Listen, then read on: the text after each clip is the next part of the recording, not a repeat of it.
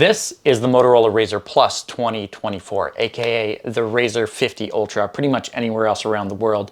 And like Samsung, Motorola's been playing around in the foldable smartphone space for a couple of years now, improving on the design and performance along the way. But honestly, there's always been compromises that you've been needing to make when buying a phone like this. So, has Motorola found a way around those compromises with its latest foldables? Well, let's find out. When compared to the competition, Motorola has always relied on name recognition more than anything else for its foldable smartphone, bringing back the fabled Razr, which was a device that most of us really loved over the years. Now, it's definitely a good thing from a marketing perspective, but if it's the first thing that I'm mentioning in a video like this, that should show you that there's really not much to be too excited about this year with the latest Razr. Now, don't get me wrong, the Razr Plus is a great smartphone, but it may not be exciting as you might think it is. The phone is using a Snapdragon 8S Gen 3 with the base model shipping with 8GB of RAM and 256GB of storage, along with a 4000 mAh battery. Speaking of power, this here is the Ampace Andes 1500, the sponsor for today's video. Now, most people use tiny little batteries like these to charge their smartphones, but the downside is they really only give you 1 to 2 charges before they're completely out of power, which doesn't really help if your power goes out. The Ampace Andes 1500 has a 1462 watt-hour battery, which means you can recharge your smartphone more than 50 times and still have power left over to charge a laptop, camera, and even your headphones.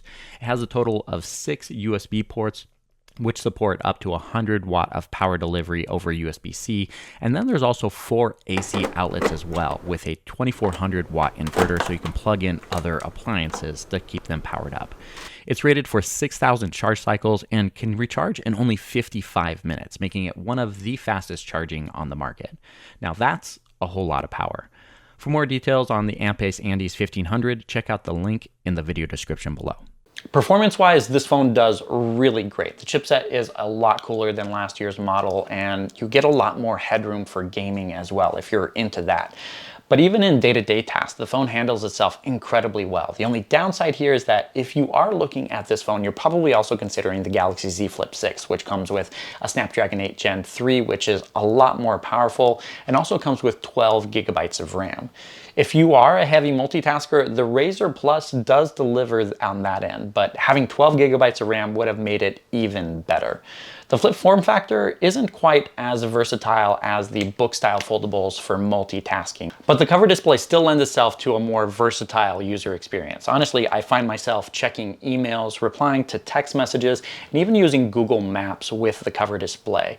It's just a lot easier and a lot more comfortable for these quick and casual interactions, since you really don't have to open the phone in order to use it. And the fact that Motorola allows you to use any application on the cover display without having to jump through hoops like Samsung or Oppo, it definitely lends itself to giving the Razr Plus a step up on the competition. When looking at the cameras on the Motorola Razr Plus 2024, I have to say this is a big improvement over last year's model. There are 2 50 megapixel cameras on the outside of the phone, along with a 32 megapixel selfie camera on the inside, though, with this cover display on the outside of the phone allowing you to frame yourself perfectly every single time. I really don't know why anyone would actually choose to use that selfie camera. It is definitely lower quality and the sensor's a lot smaller, though. I will say, I do miss having an ultra-wide camera on a smartphone. Just having a 2x zoom rather than an ultra-wide paired with that main sensor isn't the best setup, especially for me. If you're looking to vlog with this phone, it gives you fewer options. And honestly, I think just having an ultra-wide camera gives you a wider perspective on the world rather than zooming in, which you can do with that main sensor anyways. I don't know, I think Motorola kind of missed the mark on that one. Both cameras take some decent shots, and I think Motorola deserves some credit here for really improving the image processing with both daylight and low light shots. It's been something that we've been asking them to do year after year, and they finally stepped up their game. That being said, in my book, switching from an ultra-wide camera to a 2x telephoto was definitely the wrong move, especially since that 50 megapixel primary camera should be easily able to deliver 2x and 4x image bin zoom shots. Having an ultra-wide camera just gives you a different perspective on the world when it comes to capturing pictures, especially when you are taking selfies with the cover display on this phone. Honestly, that's one of the main reasons to buy a foldable smartphone like this, since you can use that cover display to frame yourself and then use those external cameras.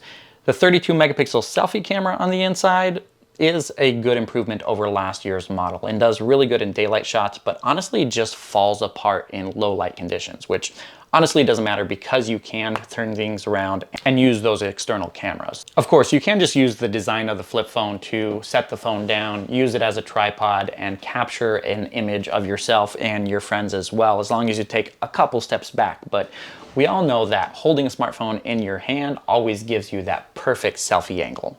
When it comes to flip phones, I think one of the main complaints that a lot of people have about these devices is the battery life. And that's typically because they don't have as large as batteries as a traditional smartphone. This one here has a 4,000 milliamp hour cell, but thanks to the improved efficiency of the chipset itself, you actually can go a full day without breaking a sweat, and you get about an hour and a half more over its predecessor.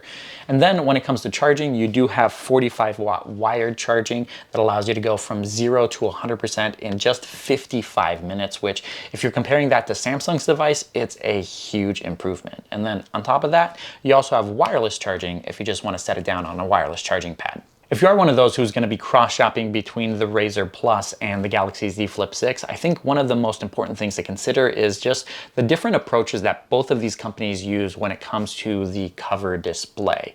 While Samsung does have a lot of unique situations that are tailor-made for the cover display, Motorola's more generic approach here honestly allows for a little bit more fluidity when it comes to giving you control rather than putting up boundaries around how the cover display is used.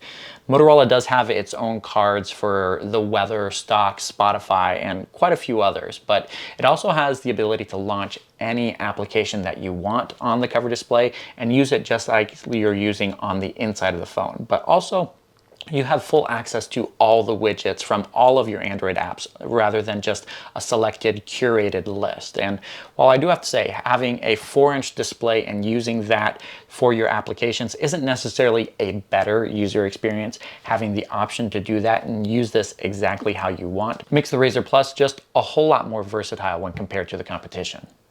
And yes, if you are wondering, the cover display on the outside of the phone is larger than last year's model, with a much larger footprint extending all the way up to the top here, as opposed to having that bar like it did on last year's device. This gives it a lot more screen real estate, especially since it covers the camera area at the bottom there.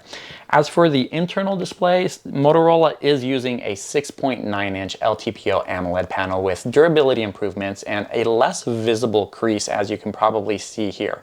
Honestly, had no issues with last year's device, so this one should even be better than that. Both the cover display on the outside and the internal display do use those LTPO screens with refresh rates ranging between 1 and 165 Hertz, not only saving you battery, but also giving you an incredibly smooth experience when you're scrolling content on the screen or even if you're playing games, which is nice to have no matter which screen you decide to use. Let's take a second to talk about the software on this device, because I think Motorola does deserve some credit here. Motorola does have a pretty lean version of Android when compared to the competition, which is something that I definitely can appreciate. It feels really smooth and modern and is running on Android 14 with a few sprinkles of Motorola's own customizations here and there, allowing you to customize the user interface and different themes. Of course, there are those usual Motorola gestures that have been around for a couple years now, with things like the double twist to launch the camera or switch over to selfie mode, and then there's the iconic double chop to turn on the flashlight.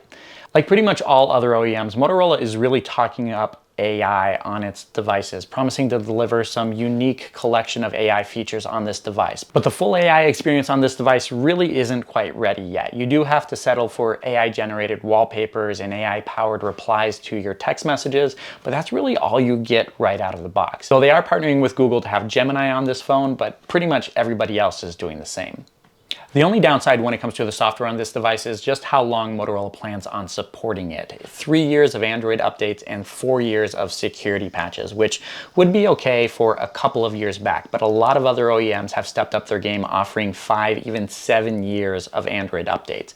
And also, keep in mind, Motorola is pretty slow when updating its versions of Android. Just for comparison, last year's Razr Plus 2023 just now is receiving its Android 14 update 9 months after it was initially released.